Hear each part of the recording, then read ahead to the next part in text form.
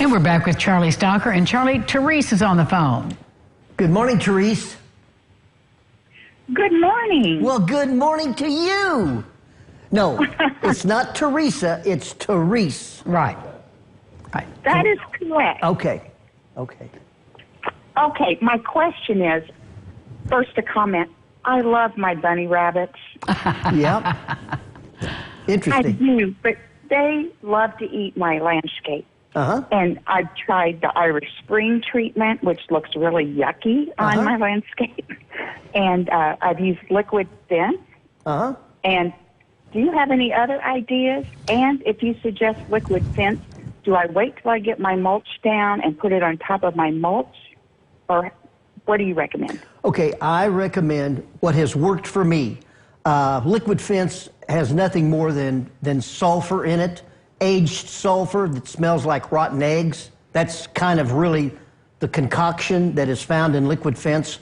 I like hot pepper sauce, and the hotter the sauce, the better. And you can go, it's got a Scoville, it's called a Scoville unit. And the higher the Scoville unit, the hotter the hot sauce. And if you mix it, even say 1 to 5 or 1 to 10, and put it in a spritzer bottle or a spray bottle and spray those plants that are being affected by the rabbit, honest to Pete, it sounds silly, but they'll come in and they will taste that. And you might want to put just a little bit of liquid dish soap in there because it keeps it on there longer. They will taste that, burn their little tongues, and they'll remember that that's where they burnt their tongues, and they are less likely to go back. And it's proven. They've done some studies on that. So I like hot sauce, and it works for me. Try it and let us know. How often do you reapply it, Charlie? Well, about once every week, but it's just during a time that they really are voracious and really go after those plants when there's no other foods available. So it's not like it's all year long.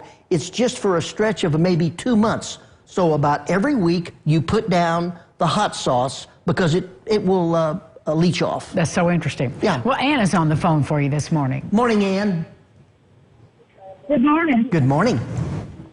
I have 3 Christmas cactuses that I bring in the house in the winter, and in the summer I put them on a porch where they get sheltered shade. And they didn't bloom. They didn't bloom at all last Christmas, and this year 2 of them bloomed and 1 of them didn't. So they're sitting in front of the window, but the Venetian blind is closed. So what am I doing wrong? Okay, the first thing I would do if you haven't repotted those either Christmas, Thanksgiving, or Easter cactus, you know, that's whenever they bloom, that's really the kind of cactus they are. Most people call them a Christmas cactus.